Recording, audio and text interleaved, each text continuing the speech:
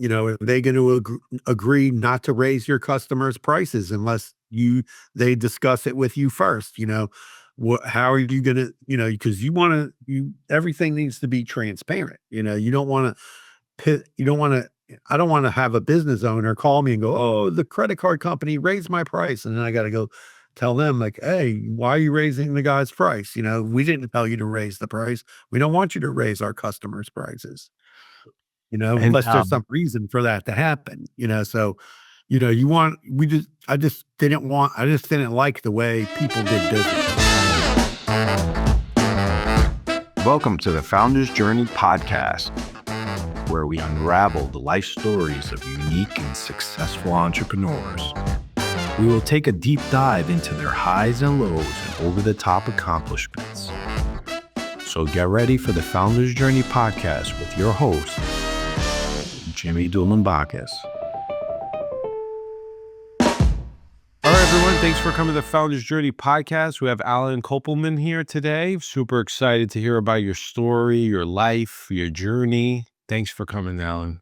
Oh, thank you for having me on the show today. I'd like to start from the beginning. Allen, where did you grow up? Where were you born or grow up? So I was born in New York, in Brooklyn.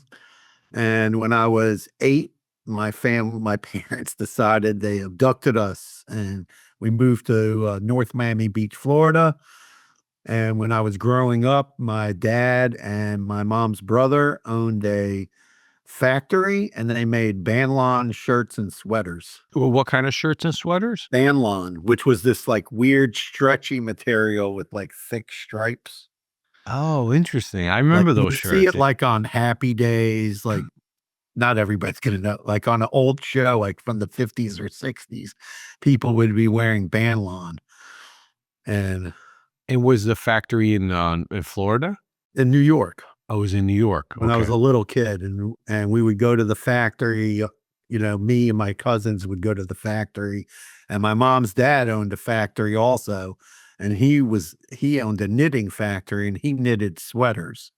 And my mom's oldest brother also worked in that factory, and they were in the clothing. That's what they did, clothing business. And then we moved to Florida, and my dad had a dream that he wanted to sell blue jeans.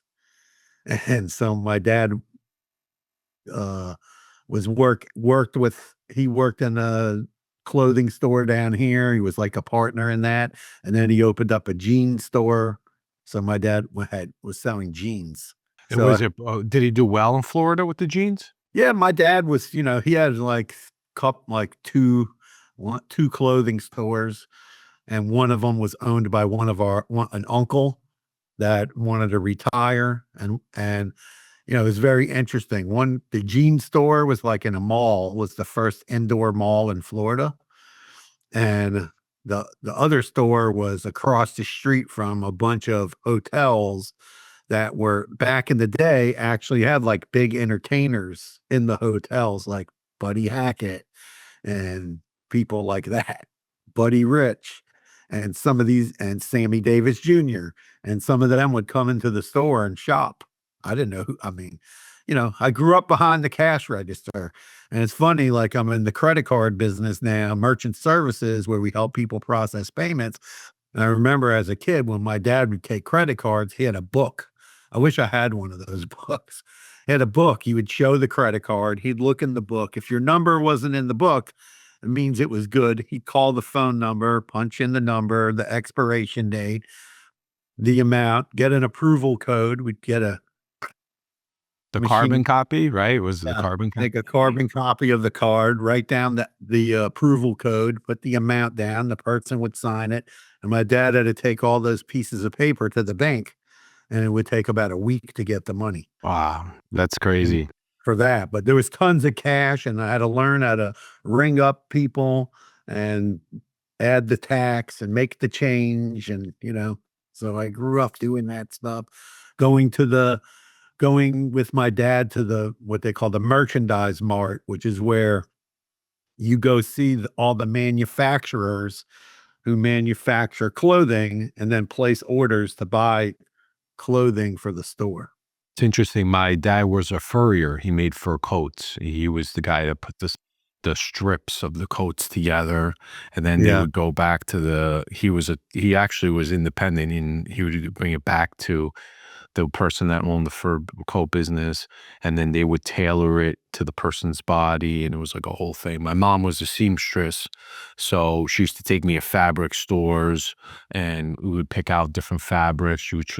I mean, I was a little kid, I wasn't really paying attention, but she was trying to teach me, like, this is good material, this is not good material. And my mom would negotiate with the owner of the store, and they would haggle back and forth. And that's where I learned my negotiating skills. The takeaway where it's like, I'm done. I'm not, my mom used to do it all day long. I thought it was normal, and then I met some of my friends' parents that were like, oh, it's $10. Here you go. And my mom's like, no, no, no, I'll give you 8. And the guy's like, man, this is CVS. You can't negotiate in CVS. Yeah, it's not like when it's a family-owned business or something. Yeah, my Or mom's something. like, "This is too Yeah, much. You're charging too much. It's no good." Like, she used to get angry. Um, okay, so you're in Florida, right? You're growing up. What was life like? Were you in a neighborhood? You had kids running around. Like, what was your childhood I have like? 2 brothers. I mean, we played out in the street. We played baseball, football, whatever. Everybody listen, Florida was, like, totally different than it is now. I mean, first of all, it wasn't as populated. I mean, we walked to school, rode our bikes all over the neighborhood, stole my mom's car, drove it around without a driver's license. You know, never got stopped by the cops. We used to go to the beach all the time. I mean, you could drive down A1A and Collins Avenue, and in between the buildings, you could see the ocean, and it was beautiful. Now it's just a concrete jungle, Yeah, where yeah. I grew up. And yeah, it's kind of crazy, crazy. And then my parents were divorced, and I moved with my dad to Atlanta. My dad started another business in Atlanta called the Monogram Shop. So, actually like sewing stuff onto shirts and things like that. And when you talked about fur, I remember my dad was he was pretty crafty and smart, and he went around to like different high end stores, and because he had these computers, and he's like, "Yeah, I can sew somebody's initials inside of the fur coat. I can put initials on the cuffs of your dress shirt." So he went around and he had contracts with linen stores, upscale men's clothing stores, upscale women's clothing stores, fur places. And I remember the first time I saw them bringing in the fur coats, they actually drove up because I guess when in the summertime, people put them in cold storage. So they would drive up to the back of the store, my dad's store, in a armored car that was like air conditioned inside. They would bring in these fur coats. Literally, the guard that a guy with a gun sit there the whole time while the woman sewed the initials or the name of the person Was it inside because the lining of the fur coat. what was it because they were protecting the code or the computer? No, they're protecting the coats. There would Yeah. be I asked the guy one time, I said, "Oh, how much are the coat the coats, like, how much are these coats worth?" The guy looks at me, he goes, "Right there on this rack, there was, like, 20 coats." He goes, "That's, like, m probably close to a half a $1,000,000." Oh my god, that's So they crazy. didn't want and they would and the fur place would actually, like, undo the lining. So the people working on the machine, like sewing somebody's name in there, and it was all computerized. They would punch in the person's name, whatever, Stacy, and then they'd pick out the design, which was already decided by the customer that owned the fur coat, and then they would sew it in there, and then they give it back to the fur place, and I guess they sewed the lining back in. Yeah, that's crazy. It was Yeah, I mean, I pretty remember going in, the front of the house, which was beautiful, fur coats, very well designed. And then you're in the back, it's like fur everywhere. You're inhaling it, it's dusty, it's just machines, large machines going off. Um, I mean, my dad, my dad passed away when I was younger, but he used to drive me to Manhattan and leave me in the car to go up because he didn't want to get a parking ticket. He'd be like, I Right. was like 10. He's like, hey, if the guy comes, if the, person giving the ticket, just honk the horn 3 times, right? And I'll come back down. I mean, it was a different lifestyle, different life, different life. Yeah. All right. So that So was like a crazy time. And, then I decided to go to chef school and I did a chef's apprenticeship and and sometimes I would help my dad in his business. And I remember he did a big promotion at a store to put 3 initials on a sweater mm, through Rich's department store, which is connected to, um, I'm trying to say who they're, it's Federated Department Stores. So okay. Macy's, they had bought this local department store in Atlanta. So my dad says to me, "Oh, you work downtown? Stop by the downtown Riches and you pull in." I knew where to go. And he's like, "Oh, they'll have some bags there for you to pick up."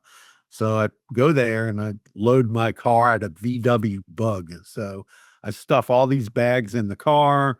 I even lift up the front, put them in the trunk. And then the guy says to me, he goes, "When you coming back for the rest?" I go, "The rest." And they point at this caged area. And I said, "All of that?" And the guy goes, "Yeah, all of that." And he goes, "And this." And there was like a big plastic giant rolling thing. And he goes, "And all of this too." He goes, "You Like got a to come back pallet? and get it It was like today." a pallet? It was like a big rolling, like bin, giant. So I go drop the stuff off. I tell my dad, "Give me the keys to your station wagon. I need to go back to Rich's and go get the rest of the stuff." He goes, "What do you mean the rest of the stuff?" I go, "Yeah, it's not going to fit in my car." And I said, You can't come with me because I need all the room I can get." My dad's like, "Are you joking?" I said, "Just give me the keys." So I get the keys. My dad had this massive station wagon. I drive down there. Literally like just start stuffing everything into the car, sitting on it, pushing it all down. I get it all in. You can't, it's in the front seat, the back seat, the back, everywhere. There was an inch. And I drive to the back of the store. And my dad comes out and he's like, "What?" He goes, "Where are we gonna put all this stuff?" And there was like hundreds and hundreds of bags of sweaters. So, tell me about like your school, right? Were you a good student? Were you, I was horrible. Me and my brothers all were like horrible students. I say one thing, we're all great business people. So my youngest brother, who's almost 10 years younger than me, is the CEO of Aprio, which is one of the top 25 accounting firms in the US. My other brother's 2 years younger, also works there. Got the younger brother the job. That's their only job they've ever had, the two of them. My middle brother got a job there, and then he got my younger brother a job, and now my younger brother's the CEO of the company now for quite a few years. Yes. So we're all good business people. That's probably in our blood because we grew up all around entrepreneurship our entire life, of entrepreneuring. Did you ever see like struggles with your dad in business at all, or was he pretty always up on the up, always kind of like getting ahead of things? I think he was always got a, I don't know. You don't know when you're a kid what you Yeah, see, or you don't know. I mean, I think when you look back, you look at the economics of the 60s, 70s, the 80s, right? Um, let me tell you, especially the 60s and 70s. I mean, my parents did pretty well, We had a yeah. nice house and all that, but I can tell you, Dollar like, was I know strong. I know some people that, like, they really made, like, tons of money in those days, and those people became gazillionaires because the economics of everything was, if you were making 10 grand a year or 15 grand a year in those days, you could buy a house for 25 grand. Yeah, So you're not spending the ratio of your salary to the house that you're buying, right? Was There wasn't like this massive thing. People had 7-year, 10-year mortgages. There was no 30-year mortgage. It's You know, interesting you say that because, let's say we take somebody's making 150,000 a year, right? It's a pretty good salary, and not maybe not. today. Well, it depends on where you are. If you're in Right. parts of the country, it's a great salary. If you're in New York City, you're just barely getting by. You just, but let's say you make 150 and you could buy a house for 190,000, right? Like think about that for a second. Right. Obviously, in the 60s and 70s, US dollar was much stronger than it is now, right? Like you went to the supermarket, you bought food for 2 weeks and it wasn't a lot of money. Now you go to the supermarket's $300, $400 and you got to go back in a week, right? Um, so tell me about like working in the stores and stuff like that. Like what was the relationship between your dad and and you and your brothers? Like what were they expecting? Like did your dad give you an allowance, or was it like kind of like you need to work in the store and I'll give you money if you work in the store type of thing? I don't remember. My dad, he gave us allowance. We also got little jobs. We delivered newspapers.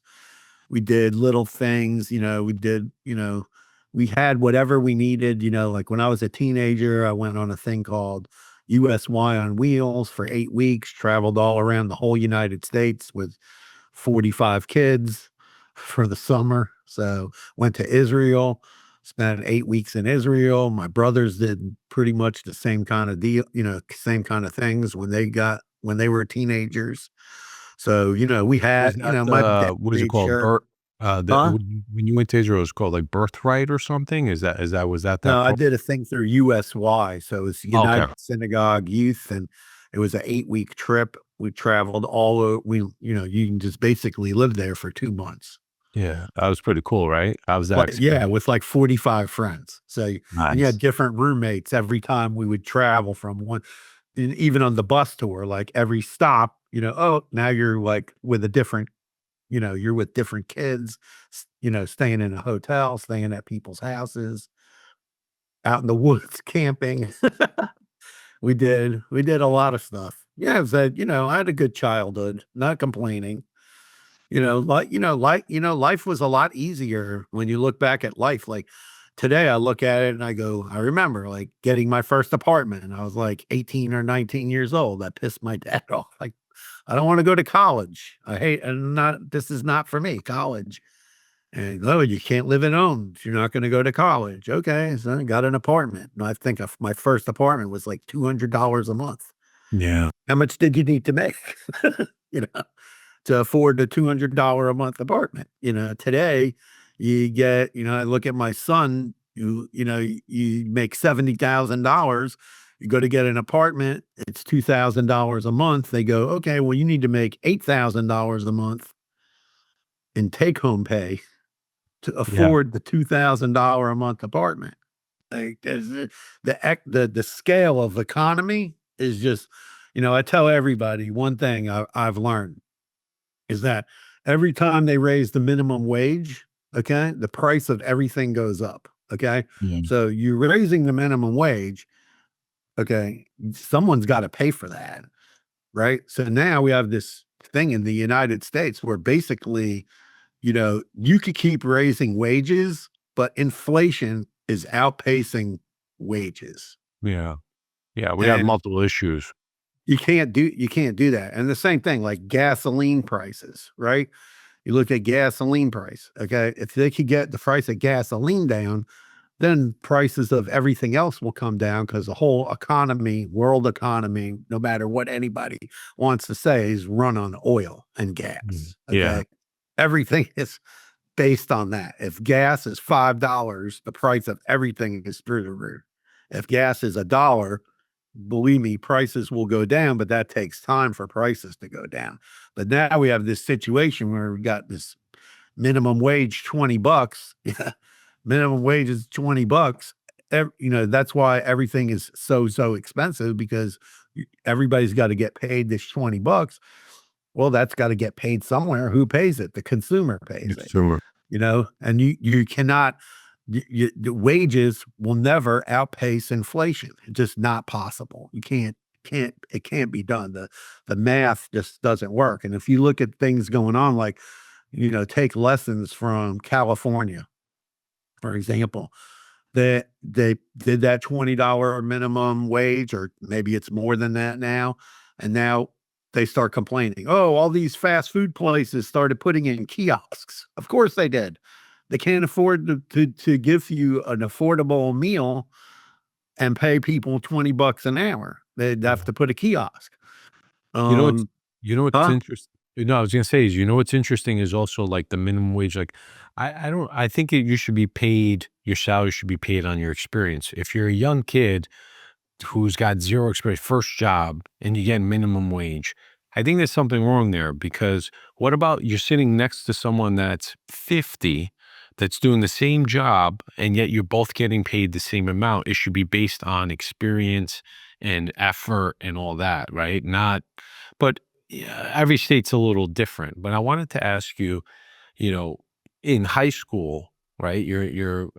How were you in high school? You were like an outgoing guy, sports, like what was your life like then?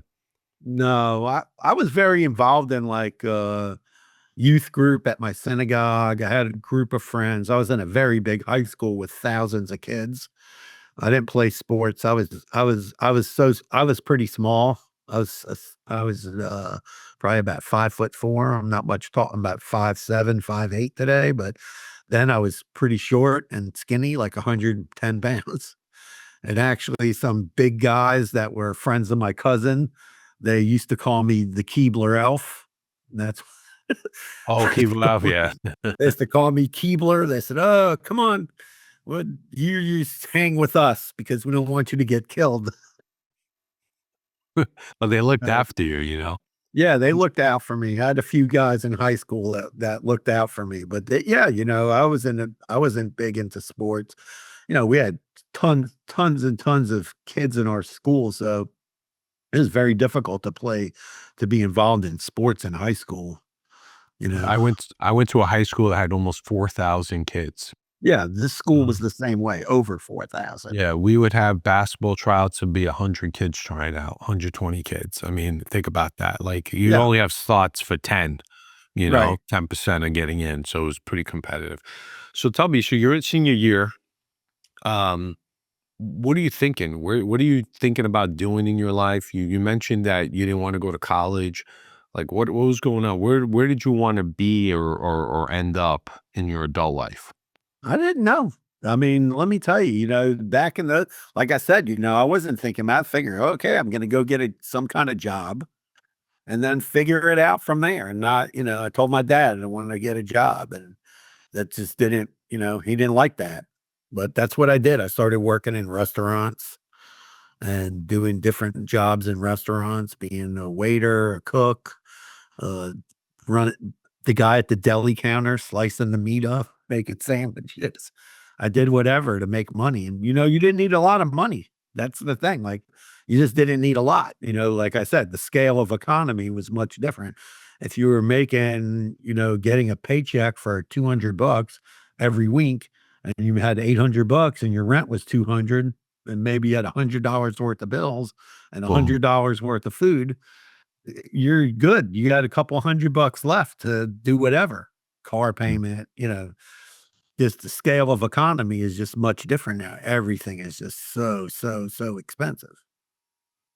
You don't have this, it's just not equal. It's not equal to, it's like I look at my house payment the other day, right? I'm explaining to my son, I'm like, I moved in this house 12 years ago, and the house payment was 1,800 change. Now the same house, I'm paying 2,800 and change. Where's that's $12,000 a year increase. Is it And it's because of the not, taxes went up? yeah, taxes and insurance. Insurance, yeah. So between taxes and insurance went up $1,000 a month over 12 years. That's insane. Yeah. And it's happening all over, and now we're having, we're probably going to see a big condo crash here in Florida. People are trying to dump their condos because they have, huge assessments because they didn't keep the buildings up, especially after that one building fell down in Miami a few years ago. Yeah. And maintenance fees went from, $200, $300 a month to, I see ads. My son shows me, oh, buy this condo. And then I start reading. I'm like, the maintenance is 1,200. Like, Yeah. Yeah, it's, it's true. I mean, what, I was looking in different parts of Florida to buy like a rent, short-term rental. A lot of them don't want short-term rentals, and then the maintenance is through the roof for like a small little. I'm like, this is crazy. So tell me about like, okay, so you get out, you're like, hey, Dad, I'm gonna go live on my own. I'm not gonna go to college. What happens? You start working all these jobs. How did you get from, I guess there's a big period here where, you kind of working and you start your entrepreneurship. What's the timeline? How did that happen? So what happened was I decided I got a job. One of my friends that I met and working in a restaurant, he says, oh, he goes, we should get a job at a hotel. And I go, at a hotel? What are we gonna do in a hotel? He goes, the same thing we do at the restaurant, except it's in a hotel. And I was like, okay. So I end up going with my friend. We start applying for jobs at hotels, and I start working at a hotel in the kitchen. I didn't know what that, and you just listen, you know how to use a knife and you can chop stuff. People will show you, you're willing to work hard. People will just show you the rest of the way, right? Yeah. The older guys. So, so I learned how to do a lot of different things and I worked in the hotel. One of the guys who is the head chef, he went to the Culinary Institute of America. I was like, oh, that's interesting. So he like after I worked for him for a while, he said, you should maybe look into going to school there because you have a good knack for this. But it was way too expensive at the time. It was not very, and it was a very small school back in those days, the early 1980s. Now it's a massive school up there in Yeah. New York. CIA. And so I found out about a local program in Atlanta and I applied for that program, and it was a program through Georgia State University where I had gone to school already. And so, but you had to have a job. So I went there and I applied. They interviewed me. They said, okay, now here's the places where you can get a job. So you got to go get one of these jobs to be in our program. So I went and interviewed, and at the time I had a pretty decent job. I was working at a restaurant, and I was making pretty good money there, and because I was like a manager, and the chef said, well, why do you want to leave that job? I said, because I want to be a chef. That's what I want to do. So I was very lucky. I got hired at this very private club in downtown Atlanta called the Capital City Club. And I got the job there. And that was a 3-year uh, journey to learn everything in the kitchen. The chef who had hired me, he had left after a while. Another chef came, Chef Hamilton. He was a great mentor to me. And basically, you have to learn everything. So people think like, oh, you're a chef. You got to create all this food and create dishes, right? And presentation and all this. There's a lot more that goes into being a chef, especially if you're going to be a chef at a hotel or a resort or a country club. Maybe not so much a country club, but definitely in the hotel industry.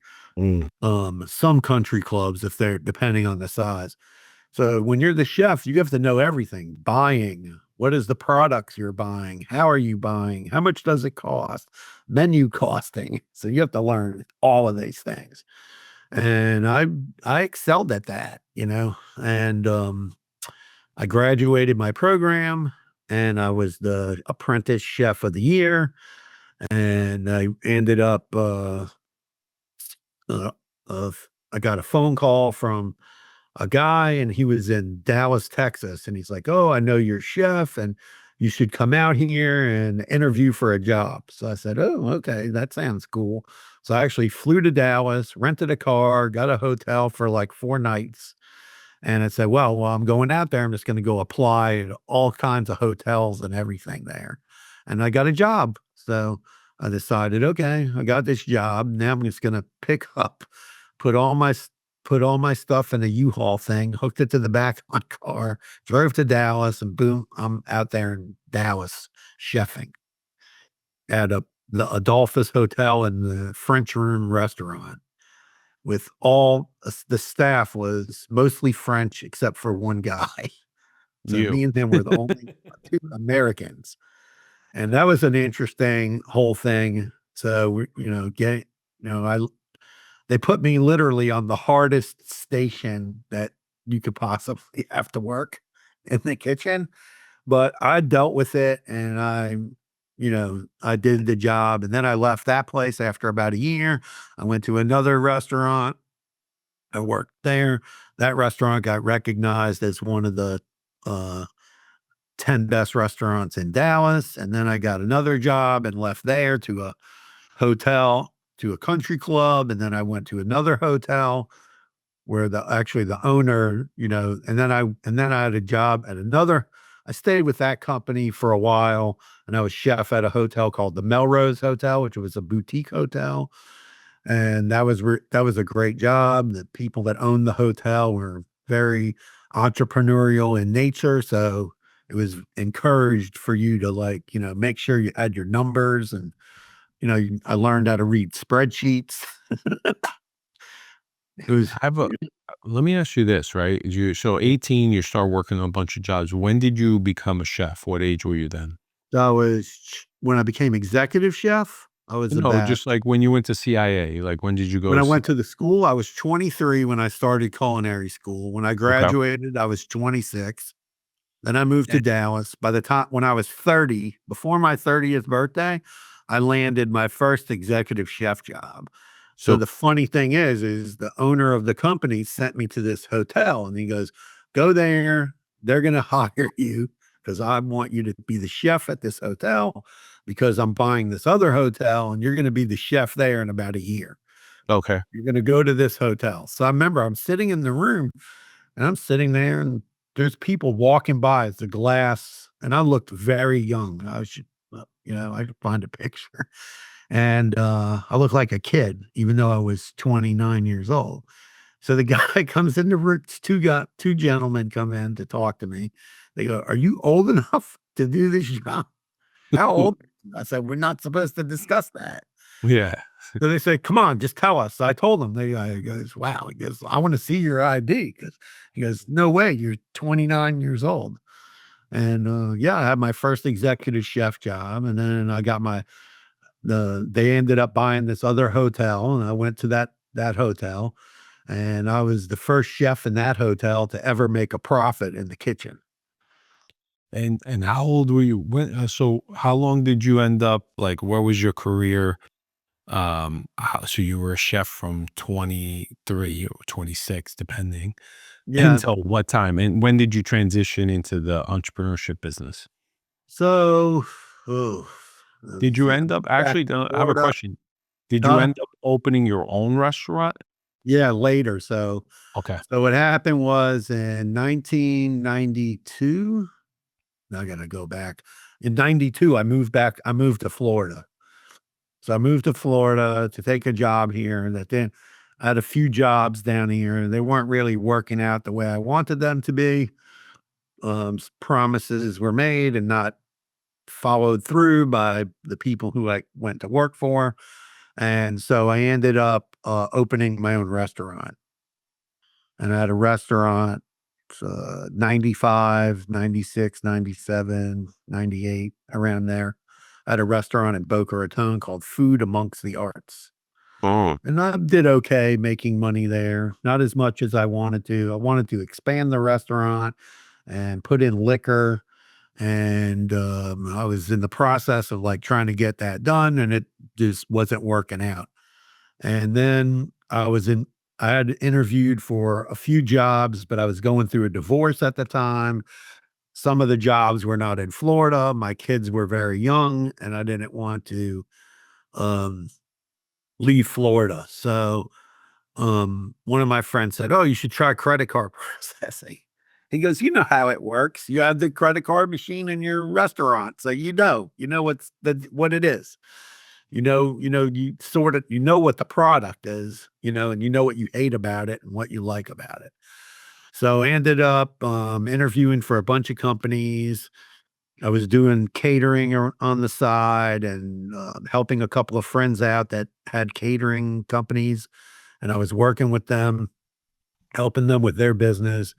And then I ended up getting a job with this one company in Miami. We won't say the name, but I learned a lot from them because you learn, I learned like this is a pennies business, and yet kind of learned like how did it all work, like how did it all translate. And then after about a year and a half working for them, I decided, you know, because they were messing, whatever, they were not like keeping it kosher. Yeah.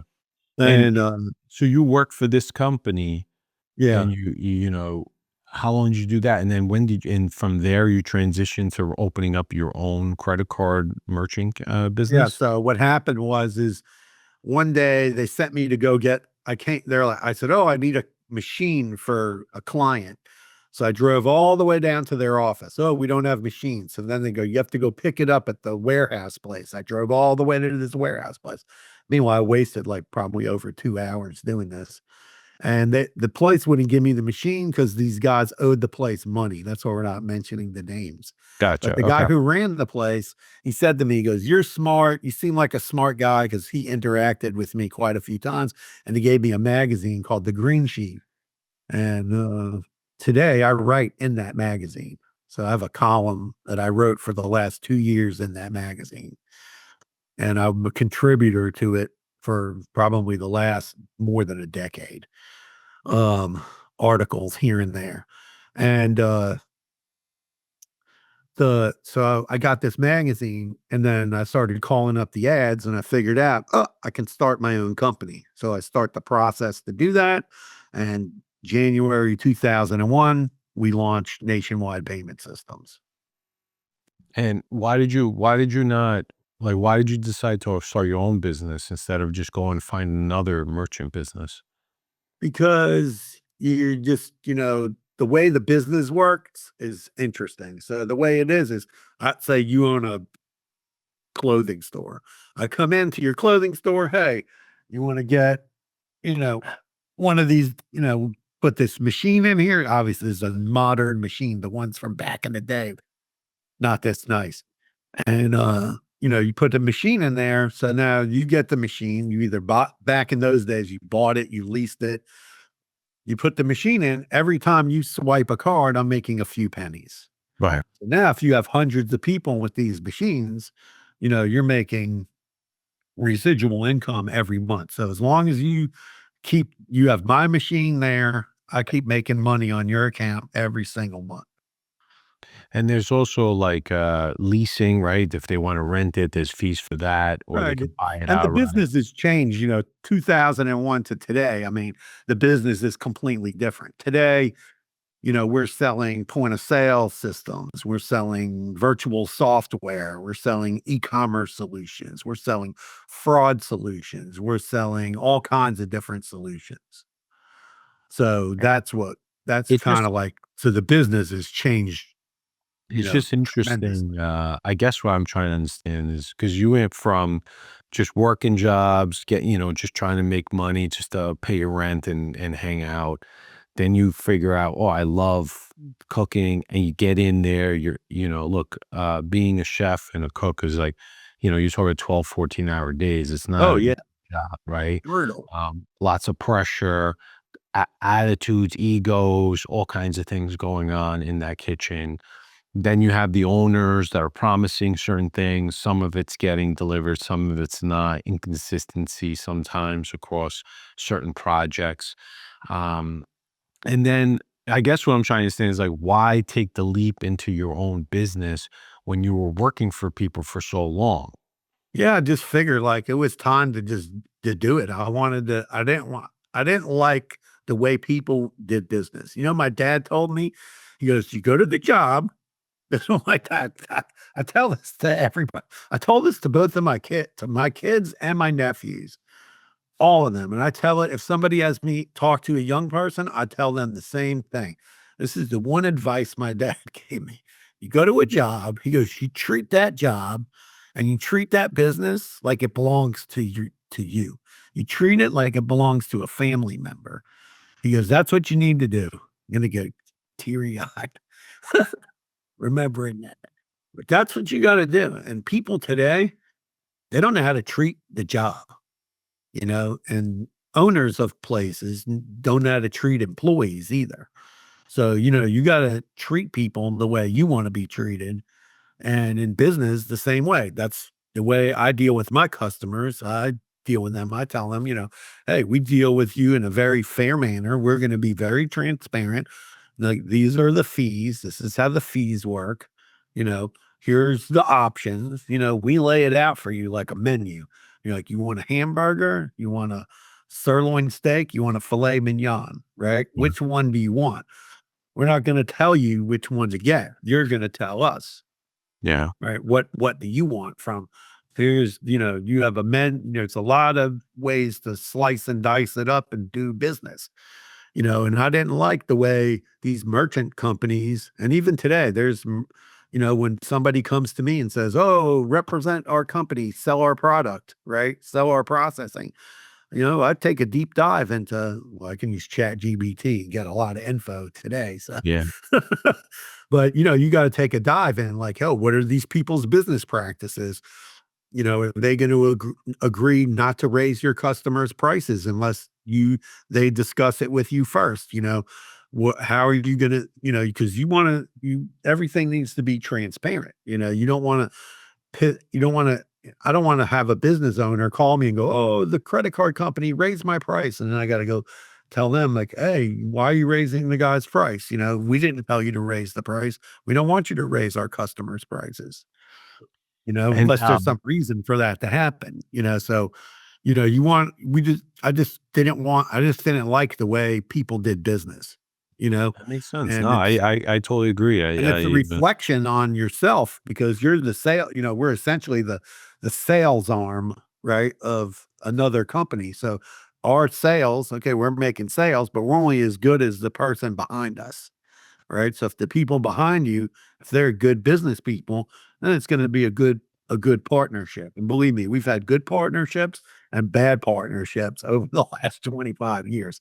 The companies we've dealt with, residual robbery. We've dealt with companies going out of business, people doing fake bankruptcies and stealing our clients and all kinds of crazy stuff over a 25-year period. So, but there's a bit, but what I hear is there was resilience, so you kept going, right? You could have yeah, switched off somewhere else, and I wonder, like, your work ethic, your philosophy about work, is that come from your dad, from your mom, from your from both of uncle? them, my dad and my mom, both hard workers. You just, listen, you got to grind, man. You're going to work, you're going to grind. And let me tell you, grinding in the kitchen and grinding for payment systems is not the same. But, if you can grind in the kitchen, you can grind doing payments. So, everything is just about work ethic, putting in hard work, figuring things out. One book that kind of there's a few books that I read always shaped things in my life. So when I was a chef, I would have to go to meetings and I would go to a meeting and I wouldn't talk. So they're like, oh, you got to talk at the meeting. You're the department head. I didn't know what to, so finally the owner said, okay, we're going to send you to Dale Carnegie. Oh, So I okay. went to Dale Carnegie and I got my voice.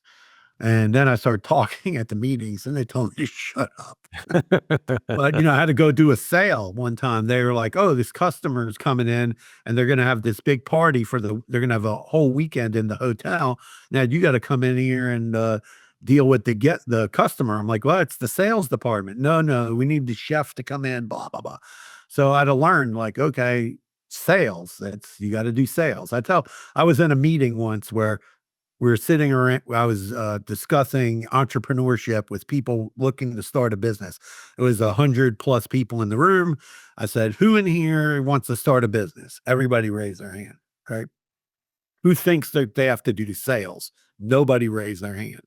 I go, there's no, if you're not going to do sales, you're not having a business. It's not like, oh, you put up a website, people just come, or you open a store and people just come. You got to be a sales, you have to be a salesperson. I Can't agree.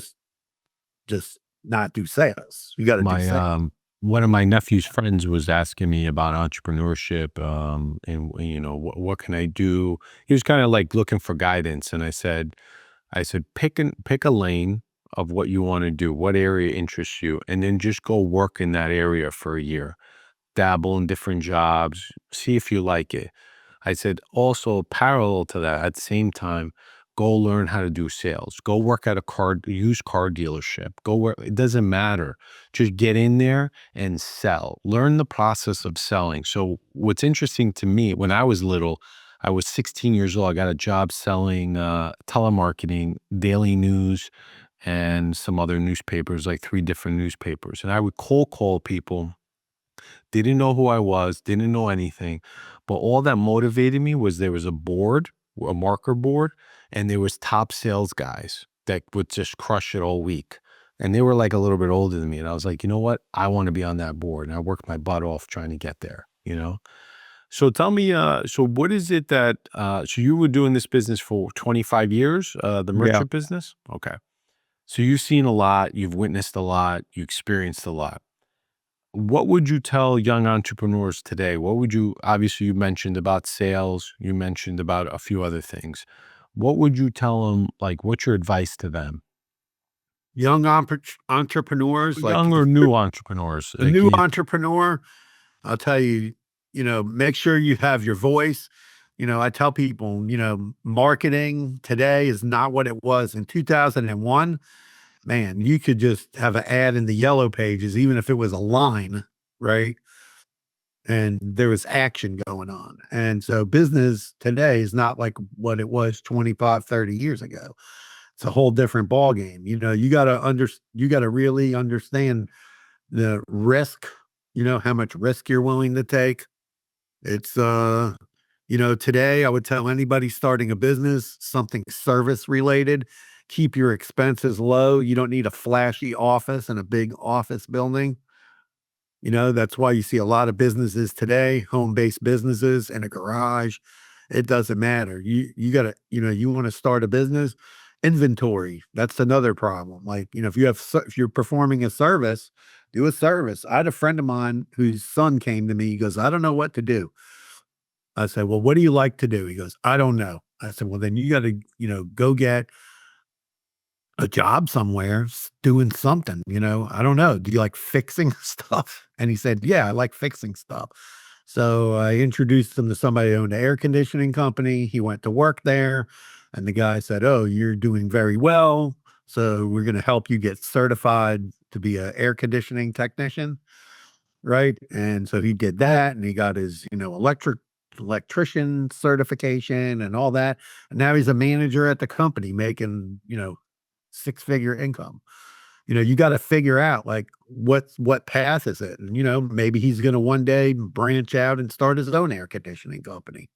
So, I tell people today, like the biggest hole in our economy right now is people to fix things.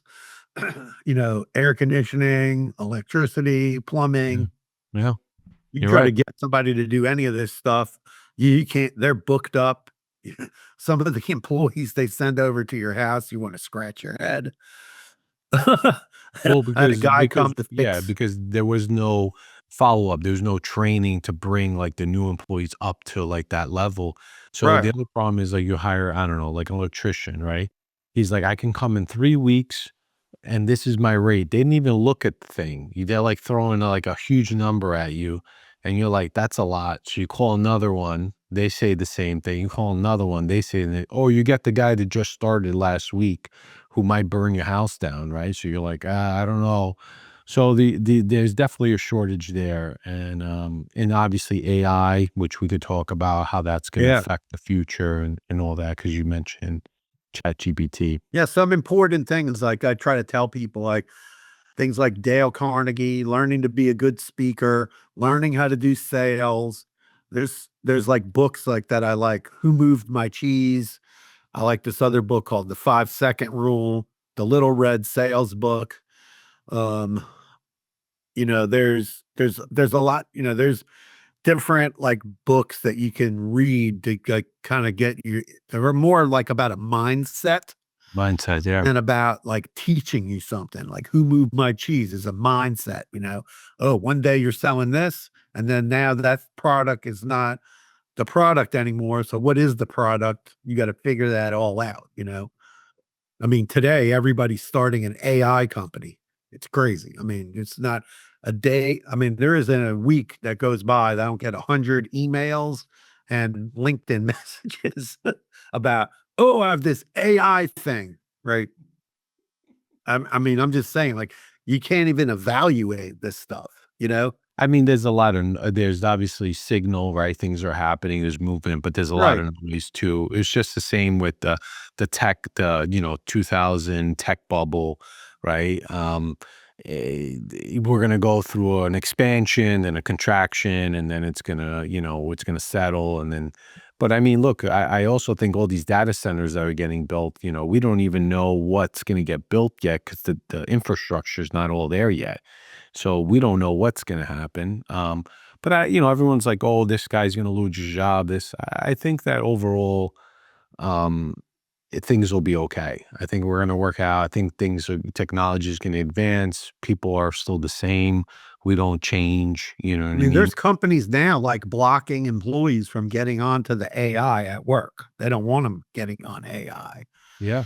They don't Well, want there's their a there's a privacy reason, right? Because right, like their data, because once AI gets access to the data, it becomes kind of public. So right. they're learning, so it's like if I'm on the same AI model as you, and you're feeding it information, well, now I kind of have access to your information, right? So Yeah, it's they like, have an upgrade now on ChatGPT where it's private, all your stuff oh, out. okay.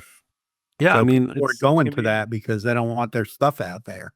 But then is the AI engine learning about your company so that you can show up in the AI?